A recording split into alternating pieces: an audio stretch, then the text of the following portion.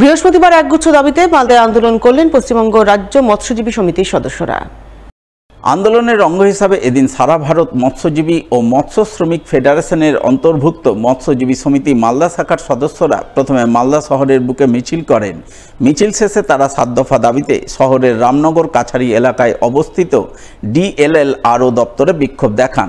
দপ্তরি আধিকারিকের নিকট তাদের ডেপুটেশন পেশ করেন।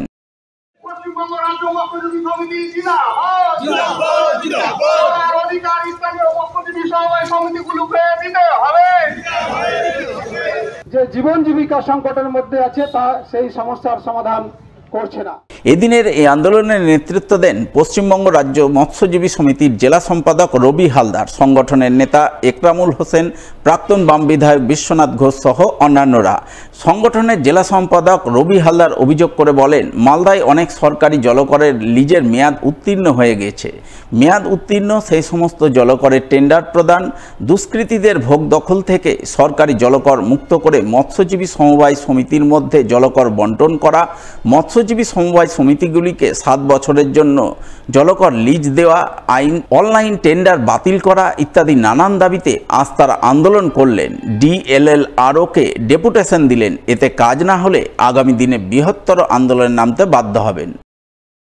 দীর্ঘদিন থেকে যে সমস্ত জলার মেয়াদ উত্তীর্ণ হয়েছে সেগুলো টেন্ডার হচ্ছে না এবং আমরা চাইছি টেন্ডার বা অনলাইন টেন্ডার মানব না। আমরা টেন্ডার বা অনলাইন টেন্ডারের বিরুদ্ধে পূর্বে যেরকম সমিতিগুলোর স্থানীয় সমিতিগুলোর মধ্যে জলা টেন্ডার হতো সেভাবেই যাতে টেন্ডারটা অতি শীঘ্রই হয়।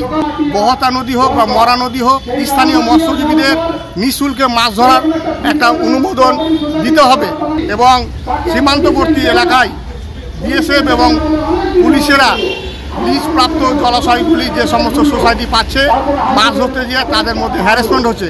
এছাড়া আদিবাসী এলাকায় বাহিস প্রথা নামে যেসব জলাশয়গুলি লুট করছে সে লুট প্রথাটাও যাতে বন্ধ হয়। আমপ্রেমীদের জন্য খুশির খবর। মালদা জেলা প্রশাসনের উদ্যোগে মালদায় হতে চলেছে আম মেলা। এই মেলা নিয়ে বৃহস্পতিবার মালদায় হয়ে গেল এক প্রশাসনিক বৈঠক অনুষ্ঠিত হল মালদা জেলা প্রশাসনিক ভবনের কনফারেন্স হলে। বৈঠকে হাজির ছিলেন জেলাশাসক নিতিন সিংঘানিয়া, অতিরিক্ত জেলাশাসক অনিন্দ সরকার, দেবাহুতি ইন্দ্র, রাজ্যের উদ্বাস্তু ত্রাণ ও পুনর্বাসন দপ্তরের চেয়ারম্যান রঞ্জিত সরকার, রাজ্যসভার সাংসদ মৌসম নূর সহ অন্যান্যরা। তারা সকলে মিলে প্রশাসনিক আধিকারিক সহ আম ব্যবসায়ী, আম রপ্তানিকারকদের নিয়ে আলাপ আলোচনা করে। সেই আলোচনায় সিদ্ধান্ত হয় আগামী 17 জুন থেকে 22 জুন পর্যন্ত মালদায় আম মেলা অনুষ্ঠিত হবে। মালদা কলেজ অডিটোরিয়ামে আয়োজিত আম মেলায় মিলবে বিভিন্ন ধরনের আম, আমের চারা, আম কেন্দ্রিক মিষ্টি, আইসক্রিম, কেক সহ নানান সুস্বাদু খাদ্য খাবার। আজকে জেলা প্রশাসনের ডিএম স্যারের আজকে আমাদের মিটিং ডেকেছিল।